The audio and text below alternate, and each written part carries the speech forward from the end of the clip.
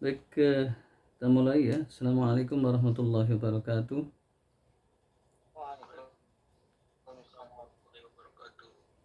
Alhamdulillahirabbil alamin wassalatu wassalamu ala Rasulillah wa ala alihi washabihi ajmain.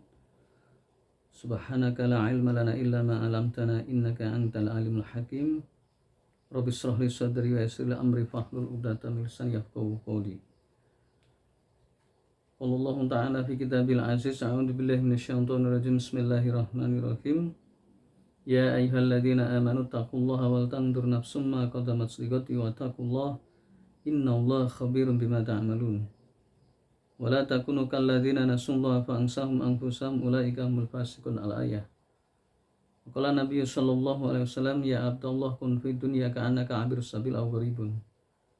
Alhamdulillah di pagi yang cerah ini pagi hari Jumat ya. Jadi ini hari yang penuh dengan kebaikan. Sayyidul Ayam, jadi rajanya hari ini adalah hari Jumat. Jadi usahakan hari Jumat ini jangan disamakan dengan hari-hari lain, karena ini memang istimewa sekali ya. Mari kita berbuat amal kebajikan yang lebih daripada hari lainnya ya, khususnya hari Jumat, dan khususnya ada amalan-amalan yang khusus, mulai dari baca surat Al-Kahfi. Ini hadisnya banyak dan jelas. Jadi surat Al-Kahfi ini bisa dibaca siang dan malam, pokoknya hari Jumat. Hari Jumat itu mulai kapan? Mulai dari maghrib ya, hari Kamis maghrib ya. Itu sudah masuk hari Jumat kalau dalam kalender Hijriah ya. Kemudian sampai nanti maghrib ya. Jadi 24 jam itu bisa dibaca. Boleh dibaca paginya, malamnya, atau sorenya. Pokoknya 24 jam itu silahkan baca surat Al-Kahfi ya, karena keutamaannya banyak sekali. Yang kedua adalah infak ya, boleh dari subuh, diutamakan subuh tadi ya. Kalau tidak nanti waktu ke masjid ya. Kemudian infak yang terbaik, makanya ada orang yang berkah Jumat itu karena itu. Jadi mungkin ketika kita ngasih itu kita sudah lupa ya, tapi Allah tidak pernah lupa ya. Nah kemudian juga sholawat, baca sholawat. Jadi sholawat ini bisa dibaca kapanpun ya, maksudnya di hari Jumat ya, itu perbanyak. Mulai dari sholawat yang paling gampang, Allahumma sholli ala Muhammad ya, atau Allahumma sholli ala Sayyidina Muhammad, atau sholawat yang panjang ya, ada yang panjang dan luar biasa ya. Allahumma sholli wa sallim barik ala Sayyidina Muhammad wa ala alihi wa sahbihi ajma'in adada ma dzakarallahu dzakir wa ghaflan dzikril ghafilun ya. Allahumma sholli wa sallim barik ala Sayyidina Muhammad. Ya Allah, berilah salawat dan keselamatan dan keberkahan kepada Rasulullah Muhammad SAW dan keluarganya dan sahabatnya ya. Bisa ditambahi tabi'in, dapat tabi'ut tabi'in wa jami'il muslimin wal muslimat wal mu'minin wal mu'minat ya, dan orang-orang Islam yang perempuan dan laki-laki yang hidup maupun yang meninggal dunia. Ada dama dzakarallahu dzakirun ya, ada dama dzakarallahu dzakirun, sejumlah orang yang mengingat Allah, wa an dzikril ghafilun, dan sejumlah orang yang lupa kepada Allah. Jadi ini sholawat yang luar biasa, seperti zikir mutlak. Zikir mutlak itu zikir yang masya Allah, yang diucapkan sebentar tapi masya Allah pahalanya itu banyak. Kenapa? Karena di dalamnya itu ada sebutan-sebutan yang luar biasa. Kayak tadi ya, sholawat tadi ya. Ya Allah, berilah sholawat dan keberkahan ya. Jadi kesejahteraan dan keberkahan pada Rasulullah Muhammad SAW, keluarganya, tabiin, kemudian umat Islam, sejumlah orang ya. Ada dama dzakarallahu dzakirun, sejumlah orang yang mengingat kepada Allah. Jangan mengingat kepada Allah kan jutaan. Dan sejumlah orang yang lupa kepada Allah, kan juga jutaan. Jadi lisan ini kalau diucapkan pada ucapan yang benar itu akan mendatangkan pahala yang sangat-sangat besar sekali dan tidak pernah diduga. Sebagaimana juga lisan ini kalau menyakiti orang itu bisa membuat dosa ya. Cuman lisan, makanya bab tentang lisan ini harus dipahami. Misal contoh begini ya, yang paling gampang aja lah, ya. Ini yang paling gampang, paling ringan ya. Ketika kita ngomong misalnya, dan ini pernah dialami oleh para tabiin ya, sahabat, tapi mereka istighfar akhirnya. eh, dia mengatakan pada teman, kamu itu dari dulu kok miskin, mbok kerja. Nah, itu sebuah penghinaan. Dia nggak ngira kata-kata itu adalah kata-kata yang penuh dosa, ya, kata-kata yang penuh penuh dosa. Nah, itu kejadian itu persis diucapkan oleh Ibnu Sirin. Jadi Ibnu Sirin ini pembesarnya tabi'in. Jadi hidup setelah zaman tabi'in. Beliau itu adalah salah satu asuhan dari ibu sahabiah atau istri Rasul itu mempunyai budak. Ya, budaknya itu punya anak namanya Ibnu Sirin tadi ya. Singkat kata begitu. Jadi betapa pintarnya dia, ya. Jadi meskipun budak itu kalau dibina oleh sahabat atau sahabiah itu menjadi luar biasa. Ya, kebetulan ini istri Rasul ya. Jadi punya budak, kemudian budaknya melahirkan. Insya Allah. Dan jadi ulama besar. Nah, ulama besar ini Ibnu Sirin pernah mengatakan, ya guyon ya, padahal dia guyon ya.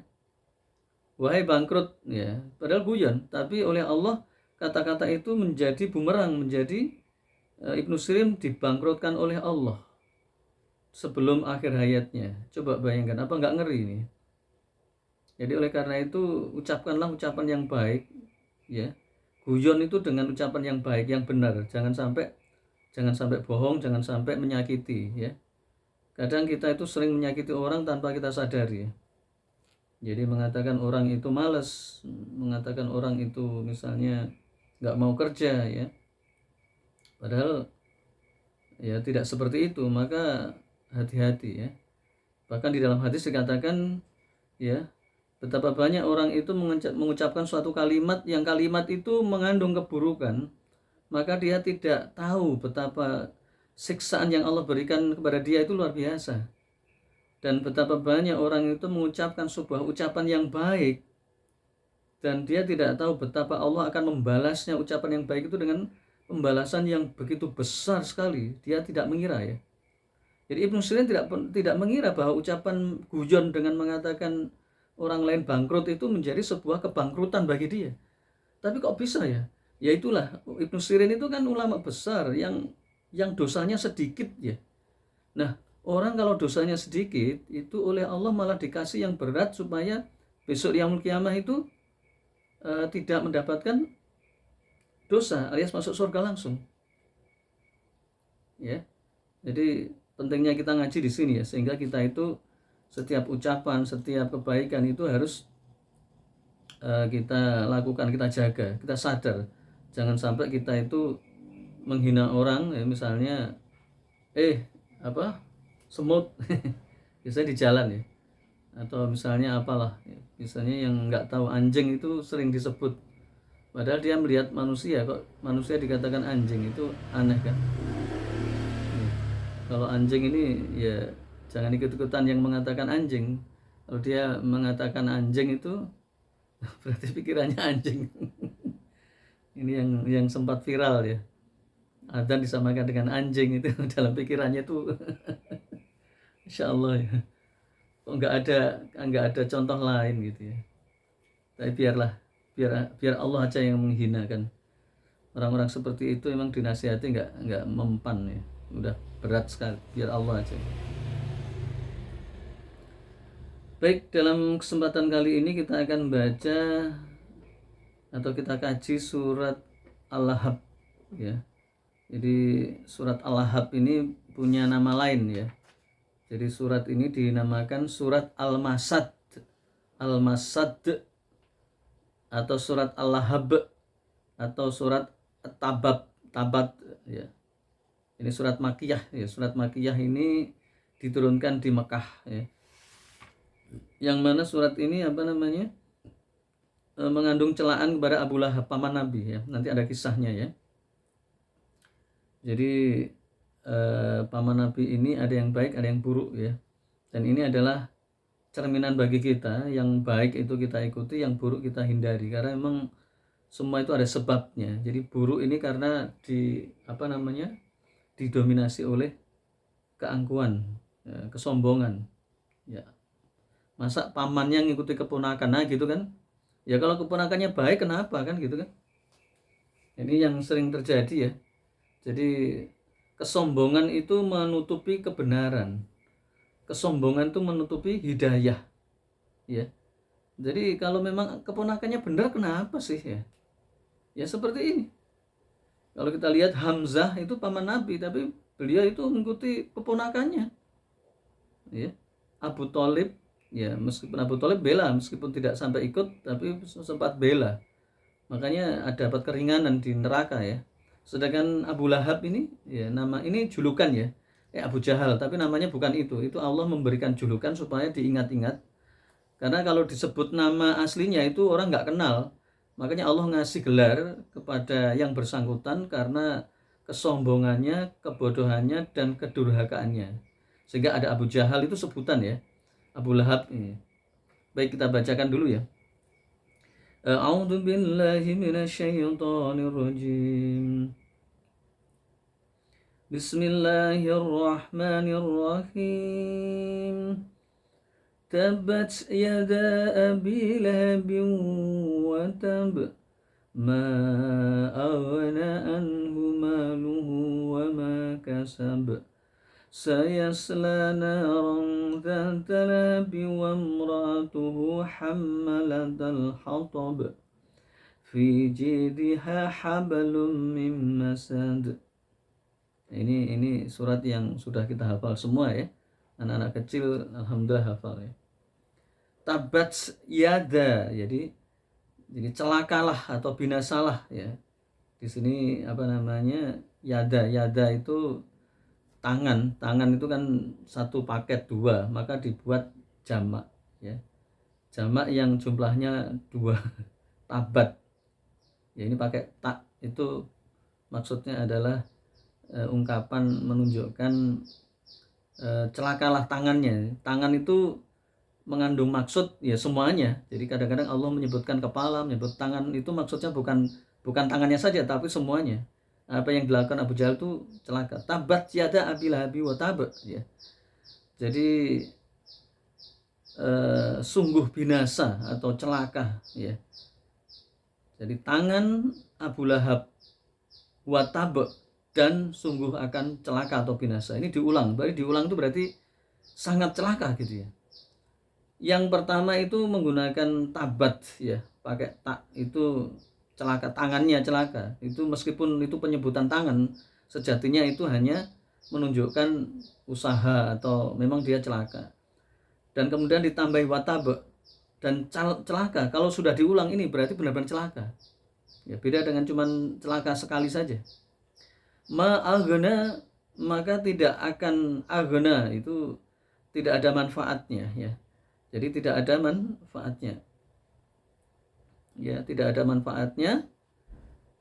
Anhu, baginya, maluhu, harta-hartanya. Wa ma kasab, dan apa-apa yang dia usahakan. Ya.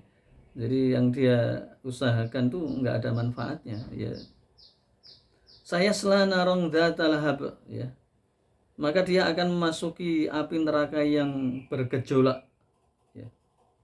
Jadi ini ancaman. Jadi lahab. Jadi makanya dikatakan tabat, kasab, terus kemudian masad, lahab, ini sama ya. Jadi artinya jelek, maksudnya celaka, binasa ya. Kemudian nggak enak pokoknya. Makanya saya selana rongzata lahab ya. Jadi dia akan memasuki api neraka yang bergejolak atau jelek atau yang bahaya. Wa mar'atuhu hammalatal hatab ya. Dan kemudian juga istrinya itu membawa kayu bakar. Ya, disebut istrinya berarti kan ada maksudnya ya. Jadi ternyata istrinya ikut-ikutan. Jadi wamra'atuhu, dan istrinya itu hammalatal hatab, dia membawa kayu bakar. Jadi ini bahasa ini ya, bahasa apa namanya, bahasa yang indah sekali ya. Bahasa yang indah yang tujuannya adalah memberikan ini kok ada ini iya, bahasa yang indah yang tujuannya adalah memberikan peringatan yang luar biasa, karena Al-Quran indah dan bahasa Allah bahasa indah ya. fi jidha hablum mim masad. Ya, di lehernya itu ada tali dari sabut. Jadi itu menunjukkan dia nanti di akhirat membawa sebuah tali kekang ya. Kayu bakar itu maksudnya memang dia masuk ke neraka. Ya, dia memang ikut-ikutan masuk neraka ya. Makanya digunakan bahasa yang indah sekali ya. Ini bahasa perumpamaan yang sangat mudah dipahami ya. Nah, di sini ada sebuah sababun nuzul, sebab-sebab turunnya ayat. Jadi ayat ini mudah dihafal, jadi nama Abu Lahab itu menjadi terkenal. Yang sebelumnya itu namanya bukan Abu Lahab ya. Jadi Abu Lahab ini menjadi terkenal gara-gara dia itu ya menentang Nabi ya. Ya, dia menentang Nabi. Maka Allah membinasakan ya, meskipun tidak menggunakan namanya ya. Jadi Abu Lahab itu namanya Abdul Uzza bin Abdul Muthalib, jadi paman Nabi ya, saudaranya ayahnya, Abdul Uzza. Jadi Abdul Uzza itu nama-nama ini. Jadi nama orang Arab itu dulu kalau dia menghamba pada seseorang maka dikasih gelar ya, atau nama gelarnya itu namanya seseorang ya. Jadi nah pada saat itu sababun nuzul, sebab turunnya ayat Ani bin Abbas qala ya, dari Abdullah bin Abbas. Jadi Abdullah bin Abbas ini ahli tafsir ya. Qala, beliau berkata, lima nuzilat, tatkala diturunkan wa angdir asyiratakal akrobin, dan berilah peringatan ya kepada kerabatmu ya Muhammad. Maka Nabi Muhammad itu menyeru, mengajak kerabatnya dari orang-orang kabilah Quraisy ya, dan mereka berkumpul. Kemudian beliau menyeru wanadi ya di Bukit Sofa ya, dan diseru wanadi, dan beliau menyeru ya Bani Fihr, ya Bani Adi ya. Jadi diseru wahai Bani Fihr, wahai Bani Adi ya. Itu Rasulullah menyeru.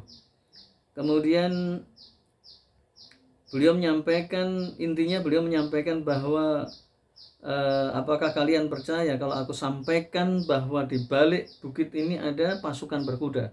Maka mereka mengatakan bahwa mereka percaya ya. Mereka percaya bahwa Rasulullah tidak pernah berdusta. Maka setelah itu Rasulullah mengatakan bahwa aku mengajak kalian untuk beriman pada Allah ya, dan adanya siksa yang berat. Maka Abu Lahab itu mengatakan, alihada jama'tana ya Muhammad, apakah hanya ini engkau mengumpulkan kami ya. Jadi memang begitu. Ini Masya Allah. Jadi kejadian-kejadian yang luar biasa ketika diseru, yang mereka percaya bahwa